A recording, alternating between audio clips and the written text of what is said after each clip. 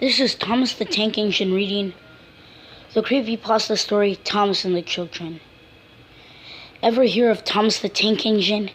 If you have been around little kids between the ages of 2 around 7 or so, I'm sure you have. My son adored Thomas so much so that he could name every single train, knew what color they were, and the number they had painted on them. I was glad when I heard that he was coming to visit me over the summer, but I had a ton of work to do, so I bought him a Thomas DVD. The cover looked innocent enough. Thomas was smiling and little wooden children were waving their arms out of the windows and in his coaches. The DVD was called Thomas and the Children.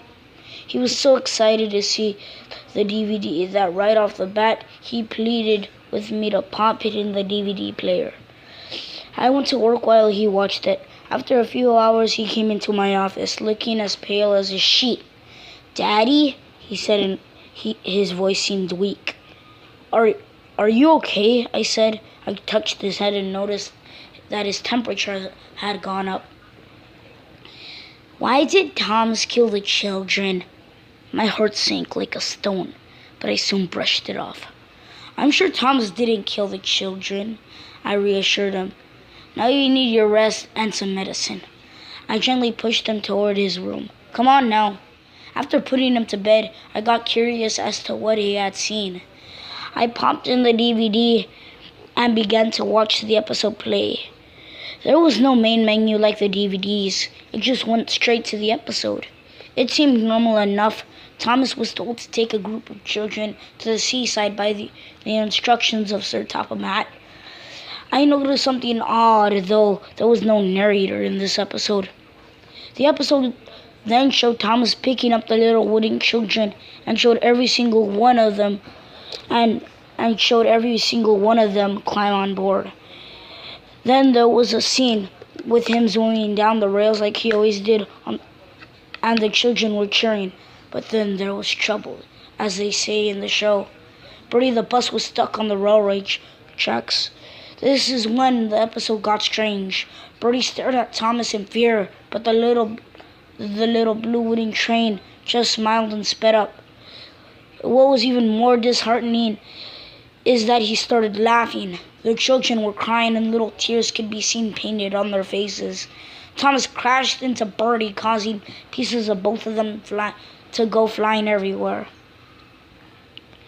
Usually by now the narrator would say, "And luckily no one was hurt." But there was no reassurance for the kids. The episode then showed the carnage on the inside of the coaches. Wooden limbs were broken off. What looked like actual blood had been splattered everywhere. Heads had been ripped off and bodies of wooden dolls.